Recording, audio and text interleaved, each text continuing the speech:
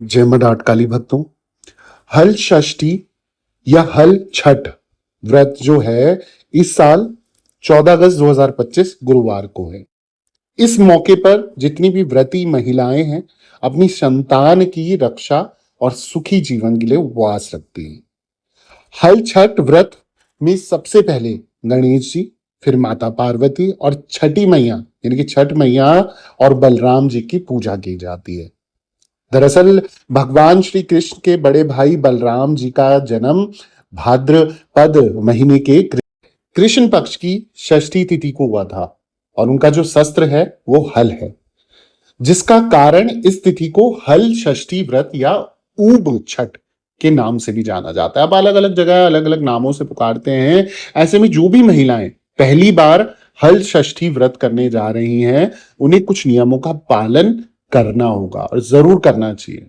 इन नियमों का पालन नहीं करने पर व्रत भंग हो जाता है और टूट भी सकता है, जिसके कारण उन्हें उपवास का पूरा फल प्राप्त नहीं होगा। शास्त्रों के अनुसार हल षष्ठी व्रत के दौरान भूल कर भी आपने कुछ काम जो है वो नहीं करने हैं, उससे पहले मैं आपको ये समझ जानकारी दूं। हमेशा की तरह आप लोगों से निवेदन है, अगर आप भी किसी संकट बाधा, किसी परेशानी, किसी तंत्र मंत्र या काला जादू के साए में है, परेशानी में है, या फिर आप मुझसे पर्सनली कुंडली विश्लेषण करवाना चाहते हैं, टैरो रीडिंग करवाना चाहते हैं, या अंक शास्त्र के माध्यम से कुछ जानना चाहते हैं, या फिर वशीकरण या फिर लव रिलेटेड लाइफ में प्रॉब्लम में है, तो आप तुरंत क्या करें, मेरी इंस्टाग्राम आईडी है ऑफिशियल देवी भगवती शक्ति के नाम से, वहां मैसेज बॉक्स में जाएं, अपॉइंटमेंट लिखें, चार्जेस पे करें और इंस्टा कॉल के माध्यम से बात करें। जो भी प्रॉब्लम होगी हम डिस्कस करेंगे और उसके आधार पर मैं आपको समाधान दूंगा। बस सच्चे मन और सच्चे विश्वास से जुड़िए, मेरी मां डाटकाली आपके कार्य जरूर सिद्ध करेगी।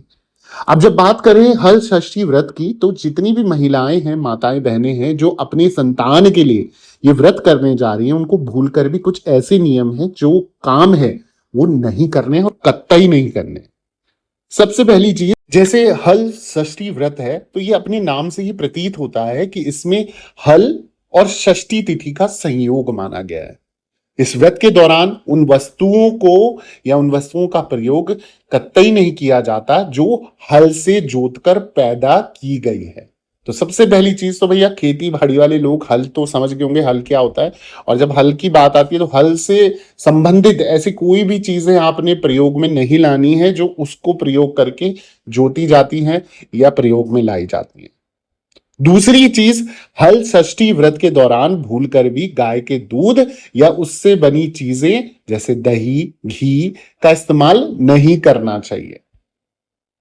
इस व्रत के दौरान महिलाओं को महुआ के दातून से दांत साफ करने चाहिए। अन्य तरीके के दातून का इस्तेमाल वर्जित माना गया है।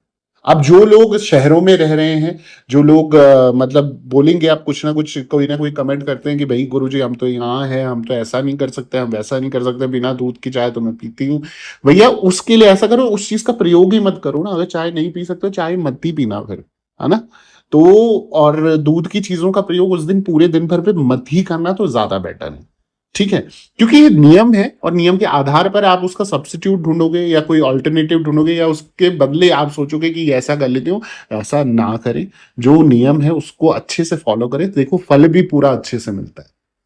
अब जैसे कि हल षष्ठी व्रत के दौरान महिलाओं को हल से जोती हुई जमीन पर चलने की मनाही होती है, यानी कि जहां हल लग गया वहां पर चलना नहीं है।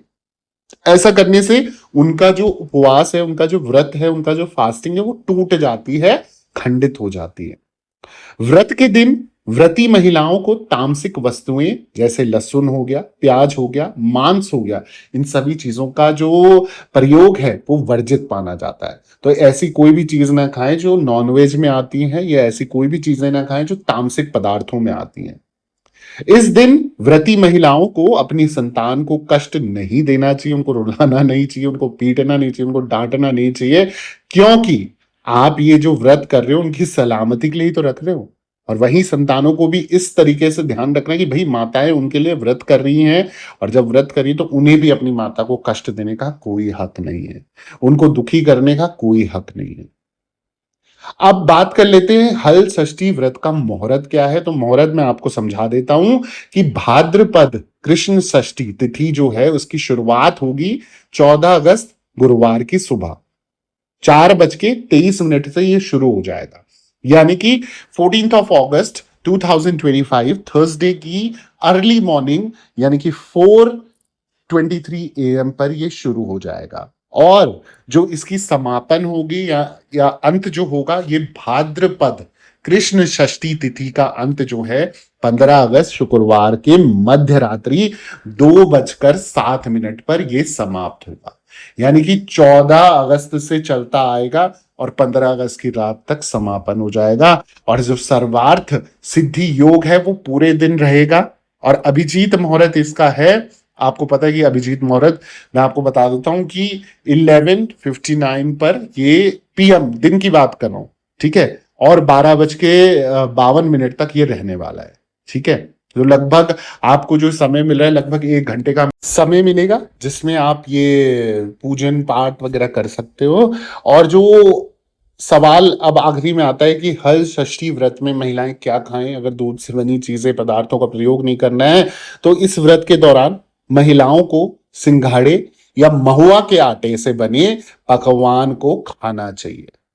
इसके साथ ही तिन्नी के चावल और भैंस का दूध, दही, घी, फल ये सब आप सेवन में कर सकते हो, ला सकते हो, खा सकते हो, पर गाय के दूध का कुछ भी प्रयोग नहीं करना। हल जोतकर पैदा की गई वस्तुओं को खाने में परहेज रखना है। तो इस तरीके से आप जो खा सकते हो मैंने बता दिया, तो जो कंफ्यूजन वो आपकी दूर हो गई होगी। मतलब दूध का प्रयोग किसका करना है? भैंस की दूध का, ठीक है। मैं आशा करता हूं ये जानकारी आपको उचित लगी होगी। अगर आप चाहते हैं ऐसे और वीडियोस मैं आपके लिए लाता रहूं तो आप लोग से निवेदन है कि प्लीज प्लीज प्लीज मेरे चैनल को सब्सक्राइब कर दें, वीडियो को लाइक कर दें, जरूरतमंद लोगों के साथ शेयर करना ना भूलें, कमेंट में हैप्पी हल षष्ठी व्रत लिखें और जय मां डाट काली भी जरूर लिखें। दरबार से बने रहें। सभी भक्तों को जय माता दी, जय मां डाट काली।